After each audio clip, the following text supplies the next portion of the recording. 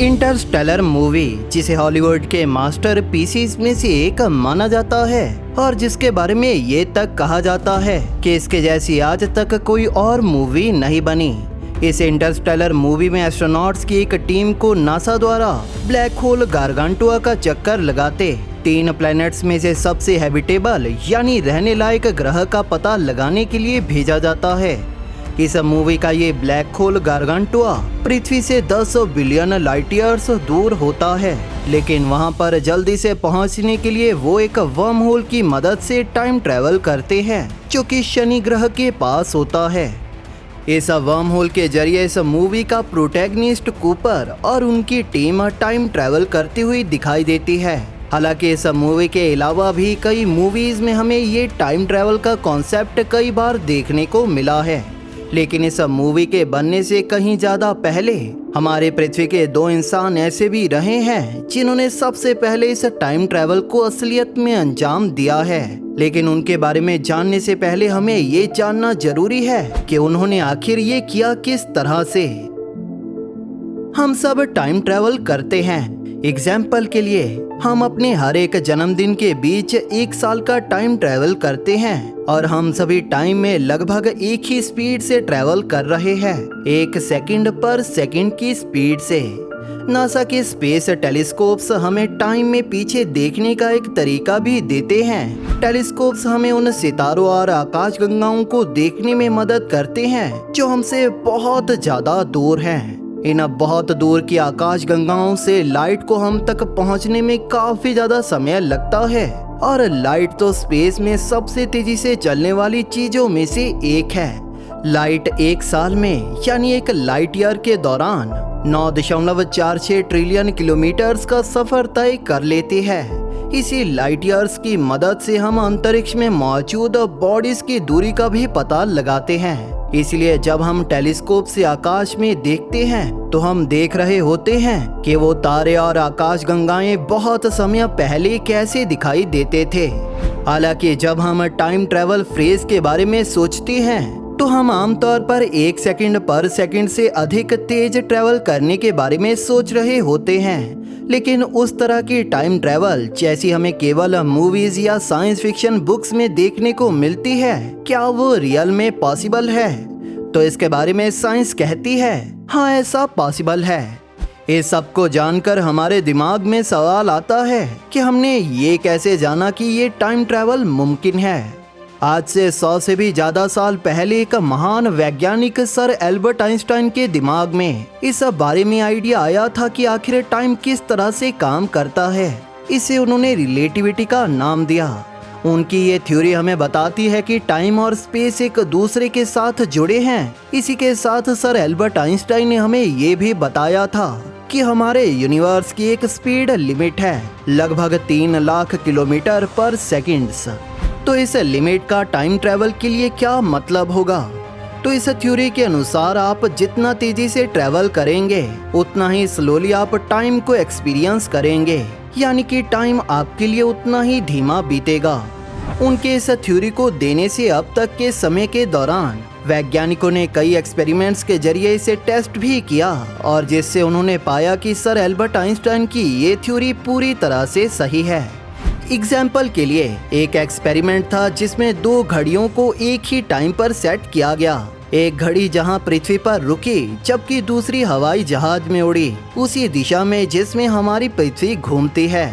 दुनिया भर में हवाई जहाज के उड़ान भरने के बाद वैज्ञानिकों ने दोनों घड़ियों को कंपेयर किया और पाया कि तेज स्पीड से चलने वाले हवाई जहाज की घड़ी जमीन पर लगी घड़ी से थोड़ी पीछे थी। तो हवाई जहाज की घड़ी 1 सेकंड पर सेकंड की तुलना में समय में थोड़ा धीमी गति से ट्रैवल कर रही थी। इस तरह के कई एक्सपेरिमेंट्स के जरिए हमें एल्बर्ट आइंस्टाइन की उस थ्योरी के पूरी तरह से सही होने के कई प्रूफ भी मिले। लेकिन एक बड़े स्केल पर टाइम ट्रैवल को अंजाम देने के लिए हमें एक ऐसी चीज की जरूरत होगी जिसे हम टाइम मशीन कहते हैं। टाइम मशीन एक ऐसी मशीन रहती है जो हमें टाइम में आगे और पीछे दोनों तरफ जा पाने के काबिल बनाती है। टाइम ट्रैवल का ये कॉन्सेप्ट हमें हमारी कई साइंस फिक्शन किताबों और मूवीज में भी देखने को मिलता है। इस टाइम मशीन को बनाने के कई अटेम्प्ट्स कई लोगों द्वारा किए गए, लेकिन जो फेल रहे। अगर इस टाइम मशीन को हम साइंस की नज़र से भी देखें तो इसे बनाना पॉसिबल तो है, लेकिन इसे सही तरह से काम करने के लिए हमें ऐसे एक्सोटिक मटेरियल की जरूरत होगी जो कि हमारी पृथ्वी पर मौजूद नहीं है। कई वैज्ञानिकों का कहना है कि डार्क मैटर या फिर एंटी मैटर के जरिए भी एक टाइम मशीन को चलाना पॉसिबल है, लेकिन जो सभी केवल अभी थ्योरीज ही हैं। अगर इस तरह की किसी टाइम मशीन को अभी तक बनाया ही नहीं गया तो आखिर उन दो इंसानों ने टाइम ट्रेवल कैसे किया? तो यहाँ पर हम बात कर रहे हैं रशियन कॉस्मोनॉट सर्गी आदियेव और सर्गी के कार्किलव की। रशियन कॉस्मोनॉट सर्गी आदियेव वो पहले इंसान थे जिन्हें हमारी पृथ्वी का सबसे पहला टाइम ट्रैवलर कहा जाता है। अपनी एक्टिव ईयर्स के दौरान एक कॉस्मोनॉट के तौर पर उन्होंने 1992 से 1999 तक समय स्पेस में बिताते हुए एक वर्ल्ड रिकॉर्ड बनाया था।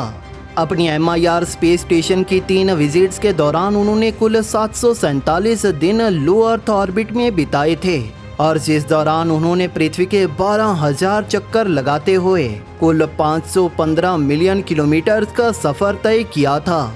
इसी के साथ वो पहले ह्यूमन थे जिन्होंने 0.2 सेकंड का टाइम ट्रेवल किया था।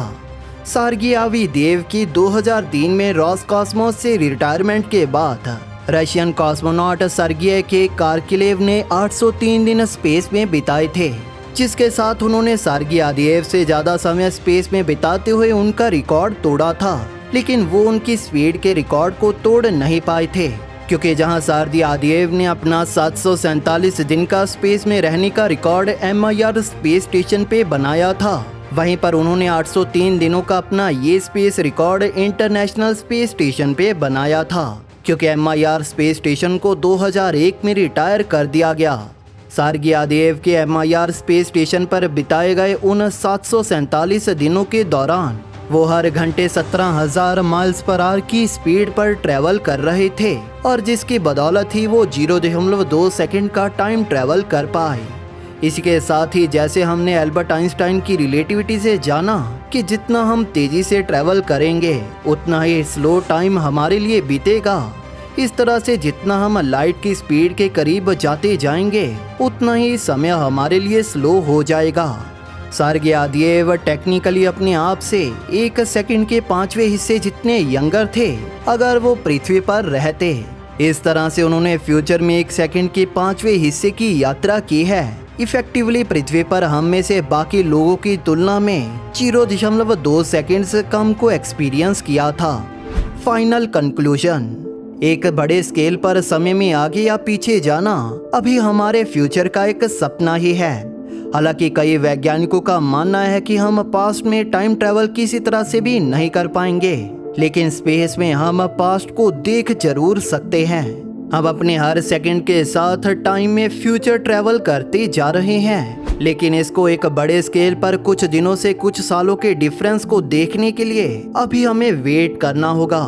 ये टाइम ट्रैवल पॉसिबल तो है, लेकिन कई प्रॉब्लम से घिरा है, जिसमें से सबसे बड़ी प्रॉब्लम है ग्रैंडफादर पैराडॉक्स, जिसके बारे में जानेंगे हम किसी और एपिसोड में। आज के लिए बस इतना ही। दोस्तों, आपका इन दोनों टाइम ट्रैवलर्स के बारे में क्या कहना है, हमें नीचे कमेंट सेक्शन में जरूर बताइए। अगर आपको ये वीडियो पसंद आई तो इसे लाइक और शेयर जरूर करें, और इसी के साथ चैनल को सब्सक्राइब भी जरूर कर लें। इसके साथ बेल नोटिफिकेशन ऑन करना ना भूलें, ताकि नई वीडियोस की नोटिफिकेशन आपको अपलोड होते ही मिल जाए। Thank you for watching. दोस्तों, इस वीडियो को अंत तक देखने के लिए आप सभी का धन्यवाद।